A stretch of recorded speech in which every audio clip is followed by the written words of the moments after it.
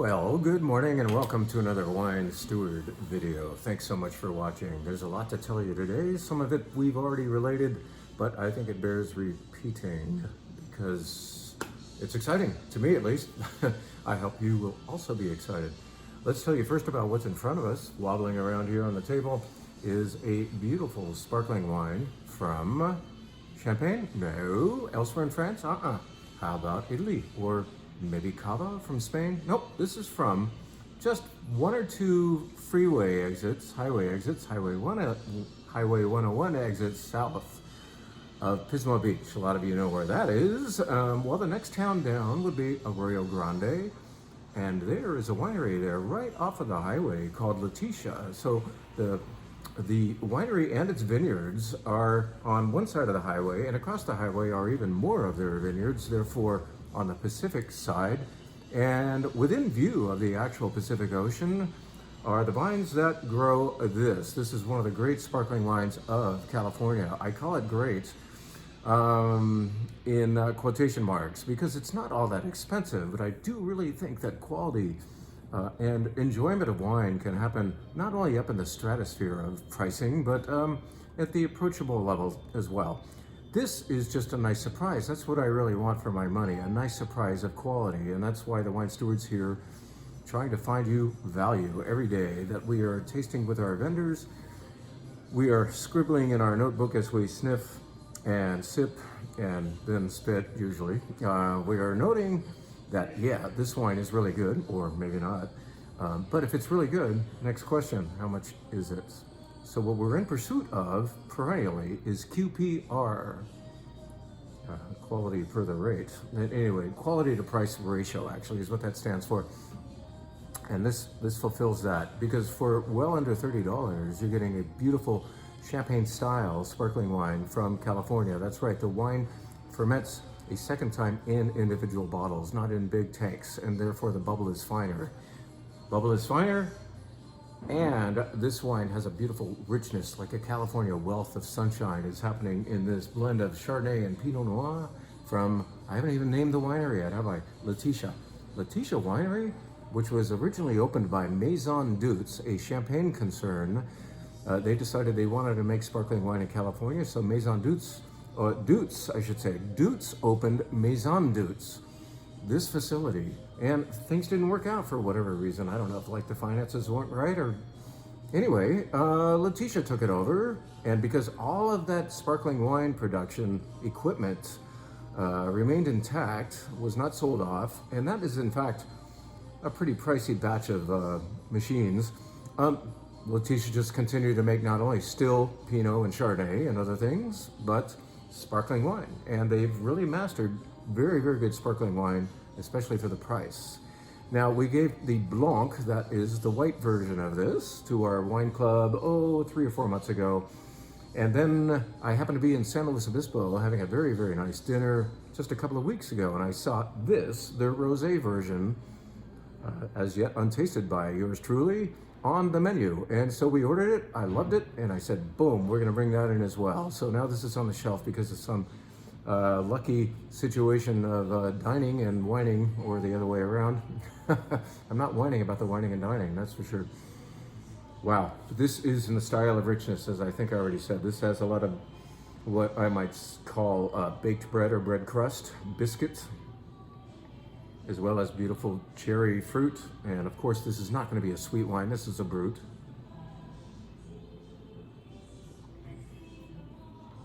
That's a lot of sparkling wine for the money. If you want the lean and pristine, buy something else. If you want champagne that has enrichment, like guts, this is that. Did I say champagne? Sparkling wine. I hope I said sparkling wine. It would be a major infraction of me to call this champagne because it does not come from Champagne. However, it honors champagne in its styling, in its quality, and in the way it was made. Boom, Letitia. By the way, if I haven't already said so, this is our sparkling wine of the week. We offer a different one every week up here at the Wine Bar, and this is our baby this week around on our Wine Bar menu. Why don't we stick to that Wine Bar menu and describe 2 other wines that are on there. Are we going to tell you about the white flight? Nope. Are we going to tell you about the red flight? No, because what we always also do, and we hardly ever talk up, is the fact that there are two wines always available by the glass only. They are your opportunities to more fully know a wine by having them in a little bit of undistracted quantity. So a 6-ounce glass rather than a 2-ounce pour, as you might have it in a flight. So here's one of them. A wine type that you will certainly recognize is what I meant to say, which is happily in this glass right here. This is Chateauneuf du Pape. This was one of the stars of the show at our recent Chateauneuf du Pape tasting. 40 of you attended. That's all we could cram in here. The rest of you, or among you 40, there might be some wanting to retaste, can come up and enjoy this by the glass at the wine bar. This is the Clos de Brusquière Chateauneuf du Pape. Now, whereas many producers of Chateauneuf du Pape makes more than one, let's say, cuvée, more than one bottling, within a vintage of Chateauneuf du Pape, they might make one that emphasizes Grenache and another one that pushes Mourvèdre to the front as far as the ingredient list. Maybe they make a Chateauneuf du Pape Blanc. Maybe they also make Côtes du Rhône. Maybe they make a Gigondas, getting grapes from the nearby village of Gigondas. Clos de Brusquière puts all their money into one wine, puts all of their efforts and energies into making one bottling every year. That's all they do. It's pretty cool, huh?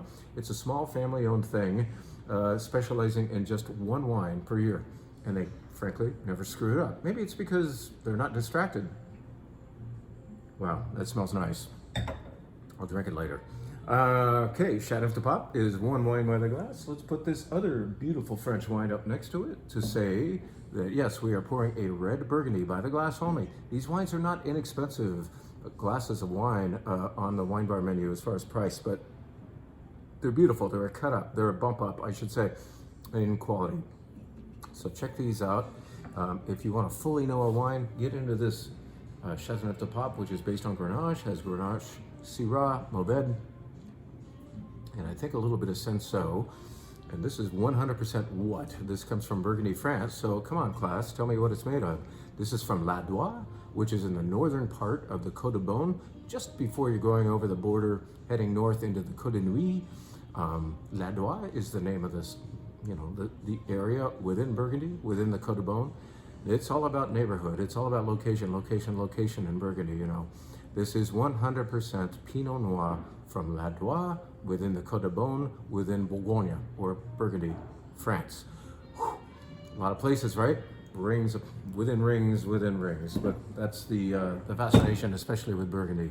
Where is it from? And why the fascination? Because each one of those little places has a way of having particular remarks on the wine. Just like, yeah, they're all Pinot, but this one's a little more minerally, this one's a little darker, this one, and so on. So try this beautiful Ladois. It's a great glass of wine, regardless of the price per glass. What I'd like to do now is remind you that we are very much into the burrata business lately, and that we have restocked. Yes, last weekend's push with our burrata, that actually comes from Puglia, Italy, was very successful. And so there are now 2 fresh boxes of burrata in the cooler, and we'll be packaging them up soon. You can enjoy the burrata upstairs here at the wine bar as a platter. You can also take it home and maybe make your own insalata caprese, maybe cut some fruit over some, or have it with like in a salad with fruit. And even this winter, we don't have persimmons yet, but wonderful with persimmons, by the way. So the fuyu type, not the hachia. Yeah, I'm an old Portuguese guy, I know about both. So burrata is here, all right?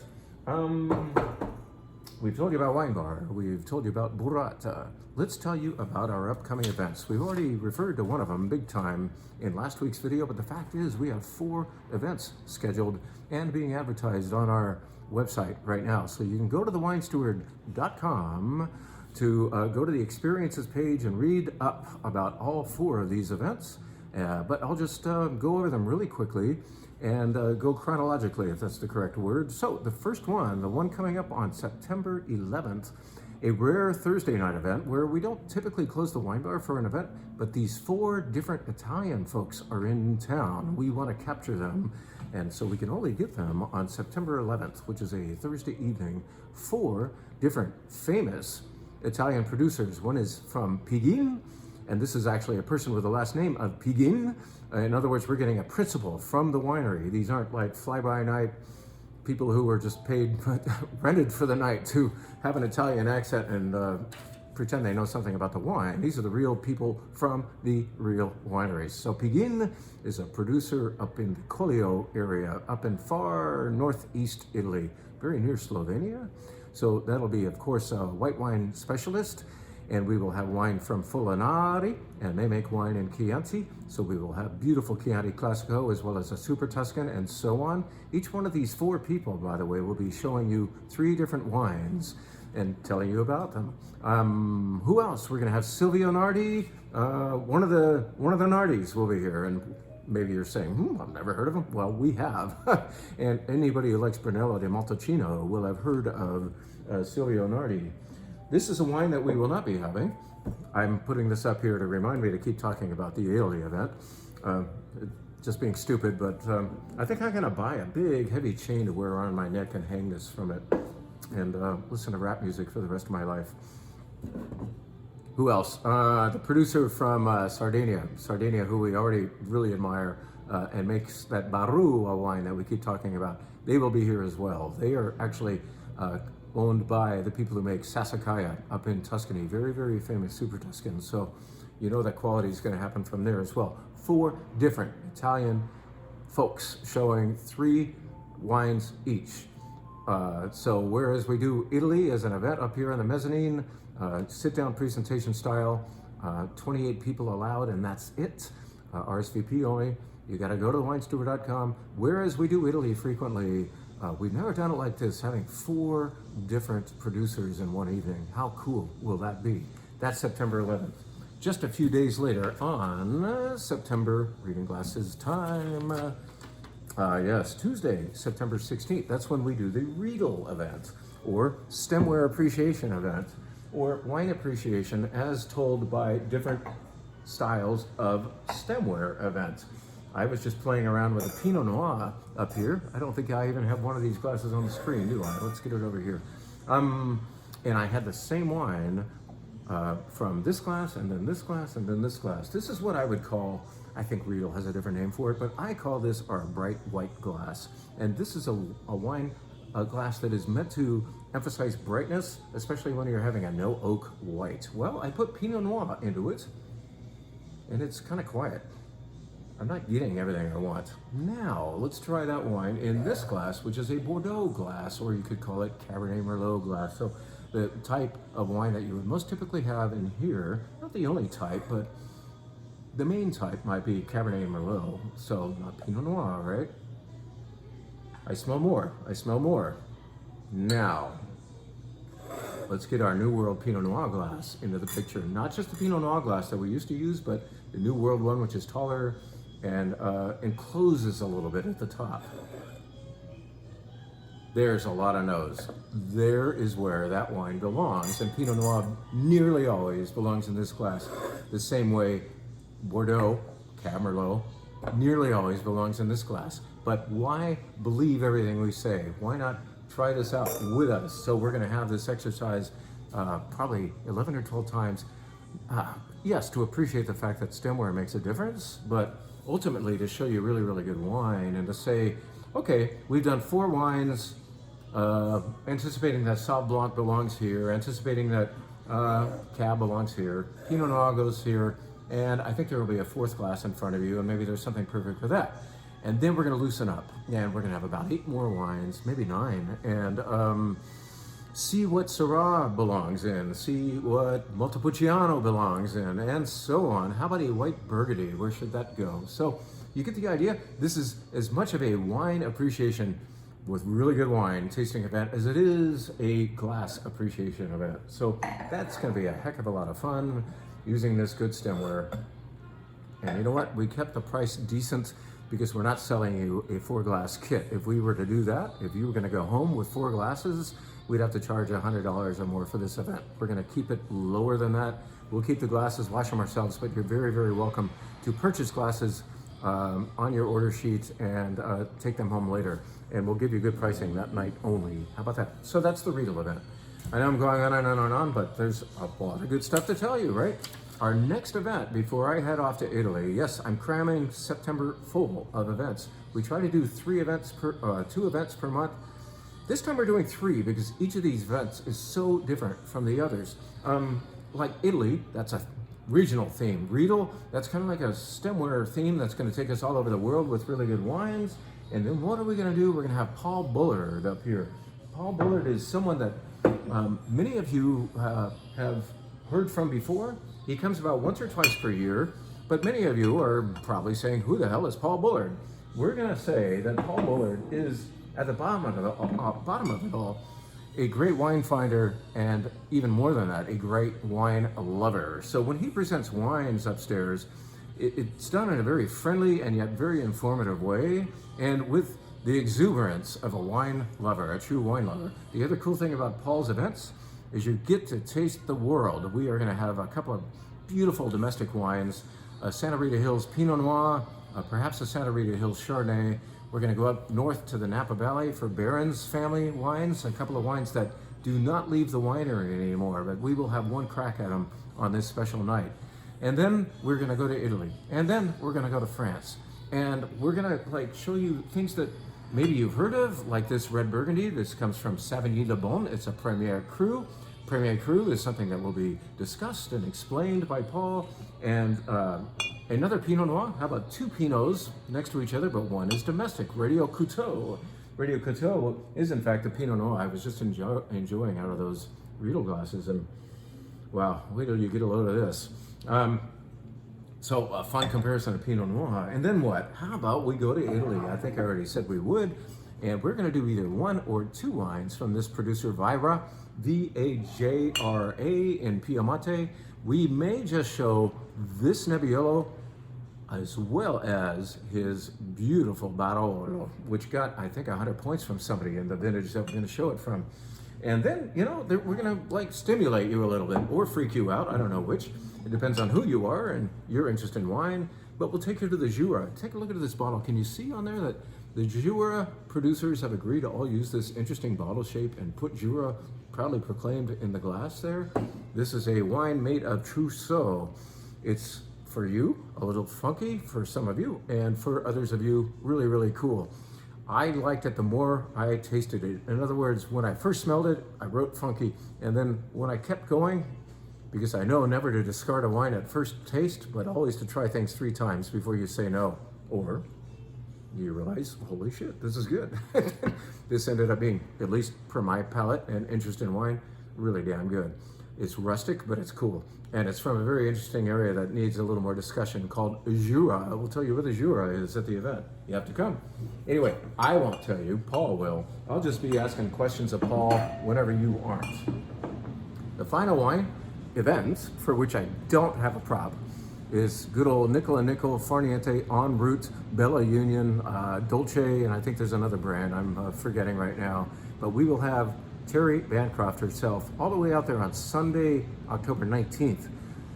That's a long ways off. You don't have to sign up yet, or you should, because that event always sells out, and people are already noticing all 4 of these events advertised on thewinesteward.com and are signing up. So there's a little pressure on you who haven't yet RSVP'd. Only 28 people get to come to each of these events, so please consider.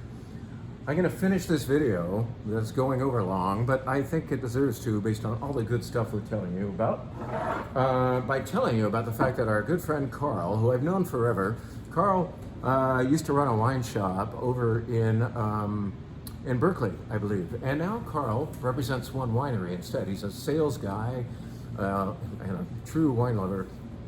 He knows the wines of the world, and he has hitched his wagon, is that what you would say, trailer, to the wagon of Unti. Unti is a producer up in Dry Creek who has always made good wine, but for the last 5 or so years, they've made better wine because they drop a lot of fruit.